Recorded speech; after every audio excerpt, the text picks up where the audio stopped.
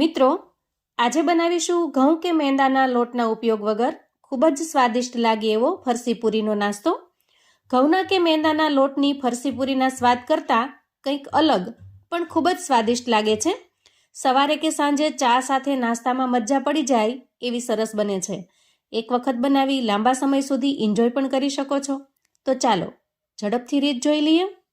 તો એકદમ ક્રિસ્પી અને કુરકુરો નાસ્તો બનાવવા માટે આપણે અહીંયા 1 કપ ભરી અને ચોખાનો લોટ લઈશું. તો અહીંયા રૂટીનમાં જે ચોખાનો લોટ બજારમાં દળેલો મળે છે એ પણ તમે લઈ શકો છો, અથવા તો ઘરે પણ તમે ચોખાનો લોટ બનાવીને તૈયાર કરી શકો છો. તો અહીંયા મેં 1 કપ જેટલો ચોખાનો લોટ લીધો છે, એને આપણે ડીશમાં કાઢી લઈએ. તો અહીંયા આપણે આ કપ છે એનું માપ સેટ કરીશું અને એ પ્રમાણે જ રેસિપીમાં આગળ વધીશું. જે કપથી આપણે ચોખાનો લોટ લીધો છે એ જ આખો કપ ભરી અને પાણી લઈશું. હવે આ પાણીને ગરમ કરતા પહેલા આપણે એમાં મસાલા કરીશું. તો સૌથી પહેલા એમાં આપણે સ્વાદ પ્રમાણે મીઠું એડ કરીશું. 1 ચમચી જેટલો અહીંયા મેં અજમો લીધો છે, એ અજમાને એડ કરીશું. તમે જીરું વાપરી શકો છો અને અથવા તો અજમા પણ વાપરી શકો છો.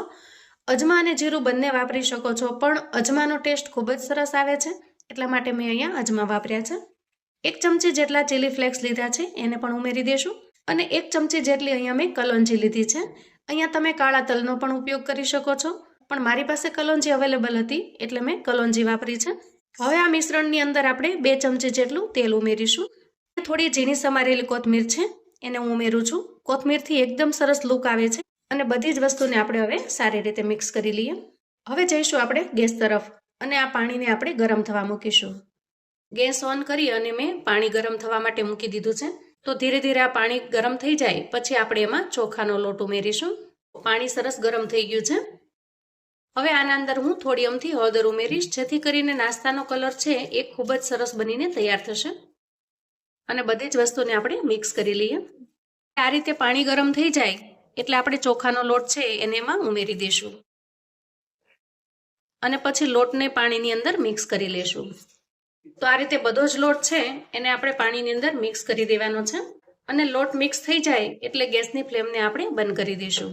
અને મિક્સ કરેલા આ લોટને આપણે 10 મિનિટ માટે ઢાંકીને રહેવા દઈએ, જેથી કરીને અંદર ને અંદર લોટ છે એ ખૂબ સારી રીતે બફાઈ જશે. અંદાજે 10 મિનિટ જેટલો સમય થાય એટલે આપણે ઢાંકણ ખોલીશું. તો જુઓ મિત્રો, લોટ છે હજી ઘણો ગરમ છે, તો આપણે ચમચીની મદદથી મિક્સ કરી લેશું. લોટ થોડો ઠંડો થાય એટલે આપણે હાથમાં થોડું તેલ લઈ લેશું અને બંને હાથને તેલવાળા કરી લેશું. તો અહીંયા લોટને આપણે થોડો અડાય એવો થઈ જાય અને થોડો ઠરી જાય પછી હાથથી મસળી લેશું. આપણે પ્લેટની અંદર લોટને કાઢી લીધો છે અને ખૂબ સારી રીતે મસળી અને તૈયાર કરી લીધો છે.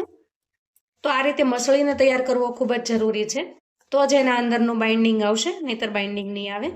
હવે આપણે આના અંદરથી લુવા કરી લેશું અને આ તૈયાર કરેલા લુવાને આપણે બાઉલની અંદર રાખી દેશું અને ઉપર ઢાંકણ ઢાંકી દેશું.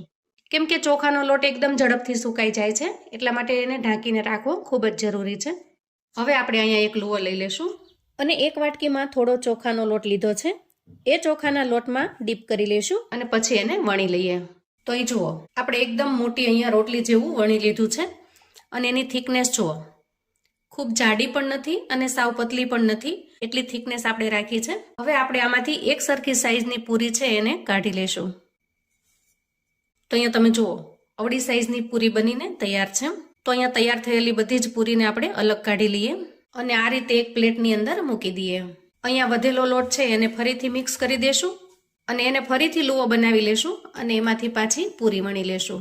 તો આ રીતે બધા જ લોટમાંથી આપણે મોટી રોટલી જેવું વણી લેશું અને એને એક સરખી સાઈઝની પૂરી છે એમાંથી કાઢી લેશું. તો અહીંયા જુઓ, આપણે બધી જ પૂરી છે એ વણીને તૈયાર કરી લીધી છે અને આવી રીતે તમે ઉપરા ઉપરી મૂકશો ને તો પણ ચોંટશે નહીં. અને તમે ચોખાના લોટની ક્રિસ્પી અને કરારી પૂરી પણ કહી શકો.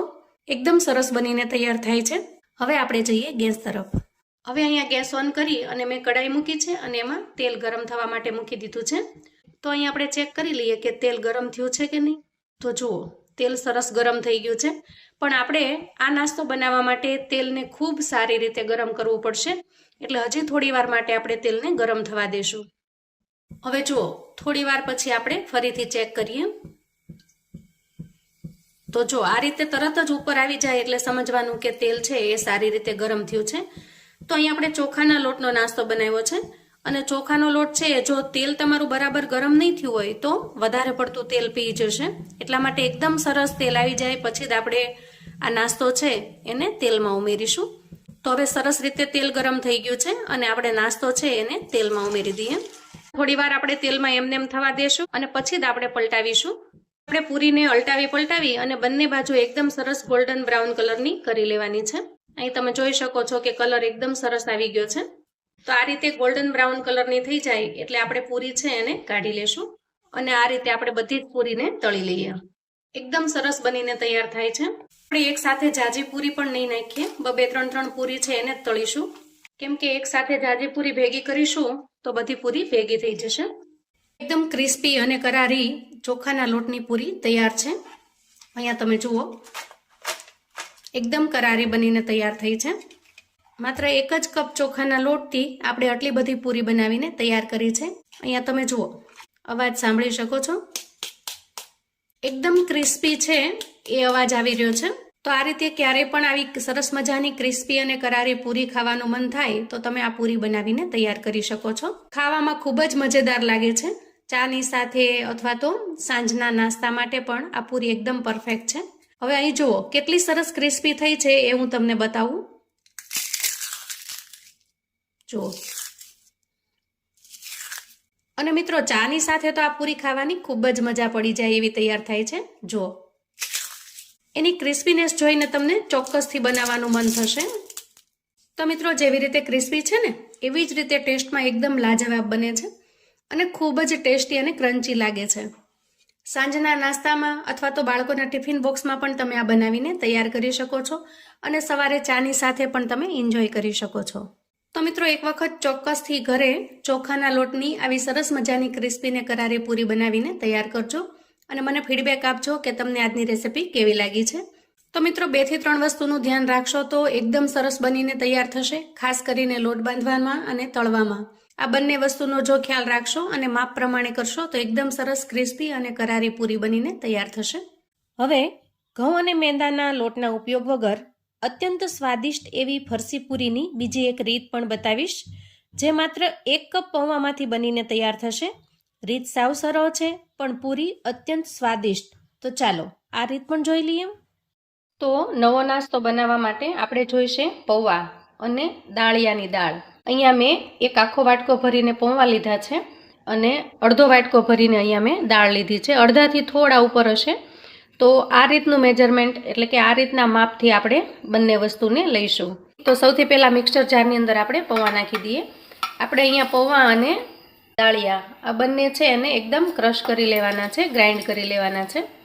તો આ બંનેને સારી રીતે ગ્રાઇન્ડ કરી લઈએ. આપણે અહીંયા પૌવા અને દાળિયાને સારી રીતે ગ્રાઇન્ડ કરી લીધા છે. એકદમ સરસ પાવડર ફોર્મમાં આપણે લઈ લેવાના છે. તો અહીંયા આપણે ખાસ એ ખ્યાલ રાખવાનો કે બહુ જાડું ન રહી જાય અને એકદમ પાવડર ફોર્મની અંદર આવી જાય એ રીતે આપણે પાવડર જેવું કરી લેવાનું છે.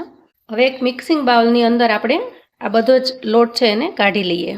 હવે આપણે આના અંદર ઉમેરીશું 3 ચમચી જેટલો ચોખાનો લોટ. તમારી પાસે ચોખાનો લોટ ન હોય તો તમે મેંદો પણ ઉમેરી શકો છો, પણ આપણે અહીંયા મેંદા વગર જ આ નાસ્તો બનાવવાના છીએ.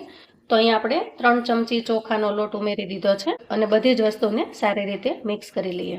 મસાલામાં ઉમેરીશું આપણે અહીંયા થોડી અમથી હિંગ, સ્વાદ પ્રમાણે મીઠું એડ કરીશું, થોડા ચીલી ફ્લેક્સ છે એને ઉમેરીશું. તીખું તમને ફાવે એ પ્રમાણે તમે ચીલી ફ્લેક્સ ઉમેરી શકો છો, વધારે ઓછા જેમ ફાવે એમ.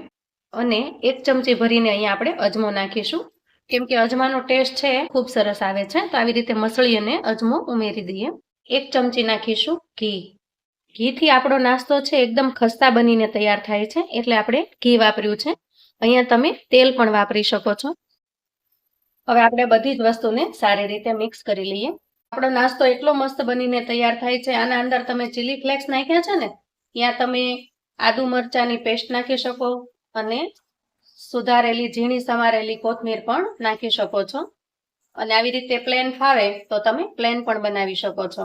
આના અંદર બીજા કશા જ મસાલાની જરૂર નહીં પડે. બહુ ઓછા મસાલાની અંદર આપણો નાસ્તો બનીને તૈયાર થાય છે. તો આવી રીતે બધી જ જગ્યાએ મોણ છે આપણું સારી રીતે ફેલાઈ ગયું છે. એવું લાગે તો તમે હાથનો પણ ઉપયોગ કરી શકો છો.